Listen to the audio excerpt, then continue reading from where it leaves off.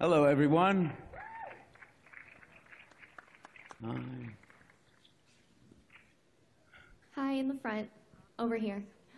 Yeah. Hey. Hi, congratulations on the win. Thank you so much. How are you feeling, and how will you be celebrating? I'm pretty elated, I have to say. I'm not.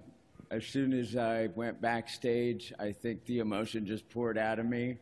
And I think it was hugging Jimmy Kimmel and crying at the same time, and just trying to not get anything on his suit. But this is, a moment that obviously will be etched in my memory, and if it's not, I think I can replay it on a television set every once in a while, but I'd probably be ridiculous for doing that, so I won't.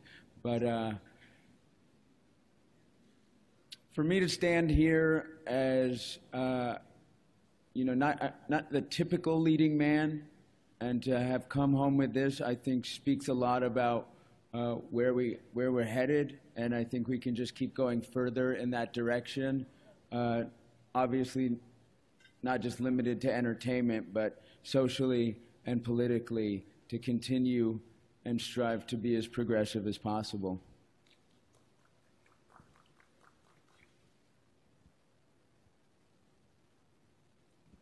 Yes. Rami, does it feel real to you now? Does it feel real to me now? It's setting in. I was sitting there, and the category came up, and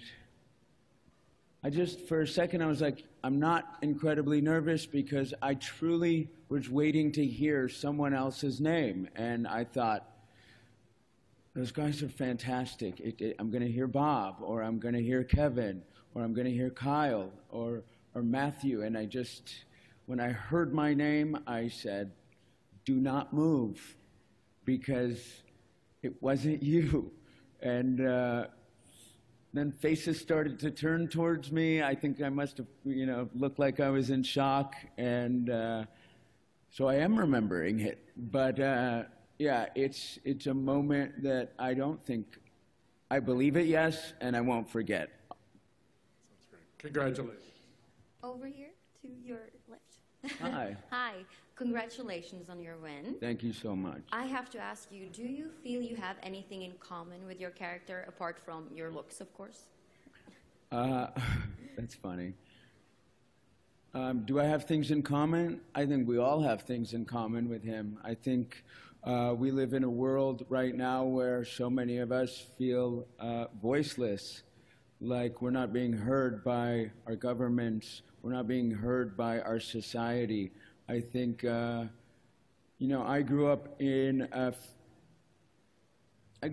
family that immigrated here, and my dad worked door to door to sell insurance, and my mom was pregnant with my brother and I, going to work, taking 3 buses going to work, so that they would give their children a opportunity to be special. And my sister's an ER doctor, my brother's a teacher, and I'm standing here today. And I think a lot of people can relate to wanting an opportunity. And I've wanted an opportunity, and now I have it. And I just want everyone, no matter how you grew up, your socioeconomic standard that you were born into, to have an opportunity regardless, to not be stifled in this time in the world, but to be given a chance, like I've been given a chance. Hi. Hey. I have a silly question. Can you share with us for season 3 any kind of theme that you and Sam might be talking about? Like, it was always said that season 2 was darker. Is season 3 going to be more optimistic, or season 2 was also about revolution? Is it going to be more optimistic? Are you going global? Any one word or 2 words you can say about season 3? Absolutely not. I mean, come on. He'd kill me. I have shot a scene from season 3. Bad news? Rami, congratulations. Thank you, Cynthia. Thank you. Talk about, one of the things that just blew everybody away is how you managed to telegraph the mental illness of Elliot. Can you talk about how you get in the headspace to play those scenes? When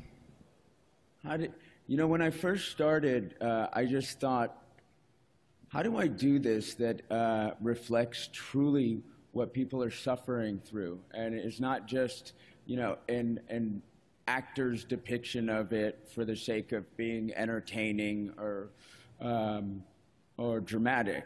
And so I read a couple books. I forget the names now. I had them in my memory, but I believe her name was Ellen Sachs, had wrote a book about mental illness. And then I sought out a therapist named Jenny Morey, who I would just ask question after question after question, and God bless her, because I can be relentless, and she listened.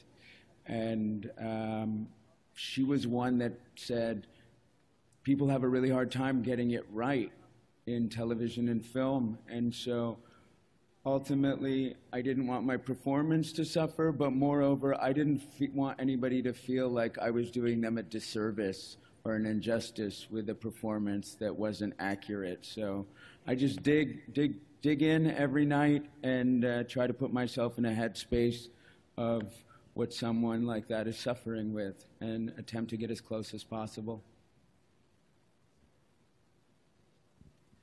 Thank you. Thank you all very, very much. Seriously, for all your writing on the show this whole year, since day one, you guys, I don't really think we would be standing here or have these opportunities at every award show if you guys didn't take the time and patience to write so thoughtfully about something that we all think is very progressive. Thank you.